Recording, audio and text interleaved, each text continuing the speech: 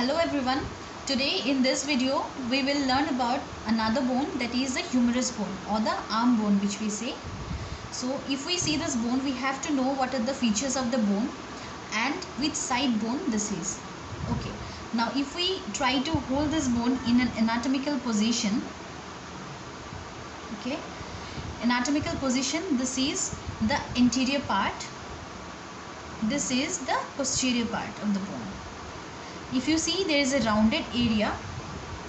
This rounded area is the head of the humerus, which faces medially, that is towards the body. Also we will see there are two prominent tubercles present. One is a bit smaller, another one is a bit larger one. This is known as the lesser tubercle, smaller one, and this is known as the greater tubercle. So if we hold this in a anatomical position, the head faces slightly upward and medially, that is towards the body. The greater tubercle faces laterally, that is away from the body. The lesser tubercle will face anteriorly, that is in front of the body, and a part of the greater tubercle will be the posterior part of the humerus. Coming to the head, if you see, there is a margin.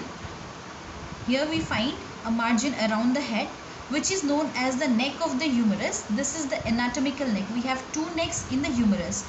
This line represents the anatomical neck of the humerus. Further below if we go, as a whole if we see, then this rounded part, if we hold it like this is the surgical neck of the humerus.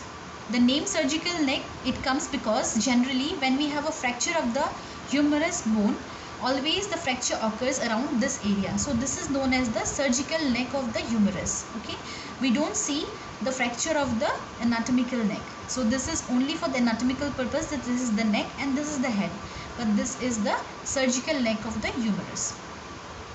Further below if we see, if we come down, we will see below there is a tubercle. This is called the deltoid tubercle.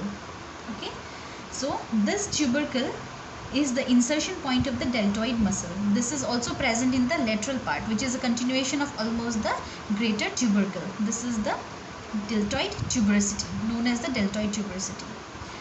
Now in between these two tubercles we find a groove. The lesser tubercle and the greater tubercle, we find a groove. This is known as the bicipital sulcus or the intertubercular groove. Through this groove, the long head of the biceps passes. Okay, and also a transverse humeral ligament is present, which connects the two tubercles and it forms a canal like structure, and below the long head passes. Okay, now further if we see the shaft has three borders and three surfaces. Okay, now if we see, the upper part of this shaft is almost rounded and has an anteromedial, anterolateral and posterior surfaces.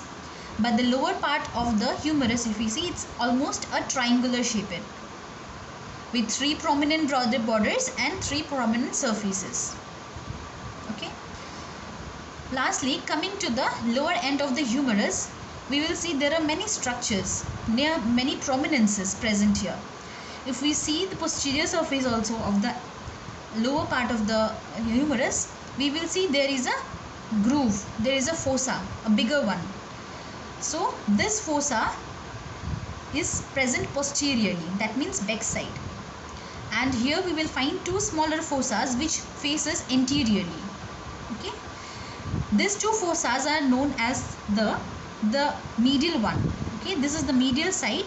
This medial one is known as the coronoid fossa, and the lateral side one is known as the radial fossa.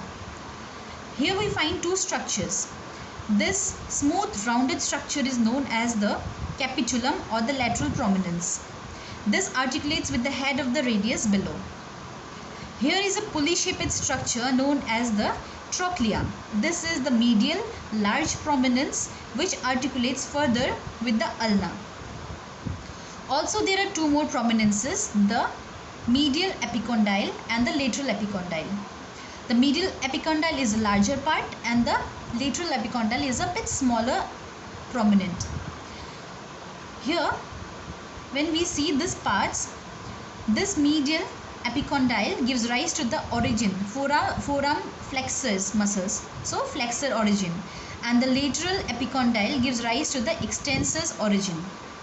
Okay, these two parts are the non-articular parts, epicondyles, and this rounded and trochlear part is the articular surface for the radius and the ulna, further for the forearm bones. So now after this features, now we can say that which sided bone this is. So the head faces medially, the greater tubercle faces laterally, the lesser tubercle faces anteriorly, and in the lower part the smaller fossas are facing anteriorly and the larger fossa round. This is known as the olecranon fossa, where the olecranon process fits into during extension of the elbow. So this faces posteriorly. So if we hold it like this, we can say this is the left sided humerus of the body in an anatomical position. Hope you have understood the bone. Thank you.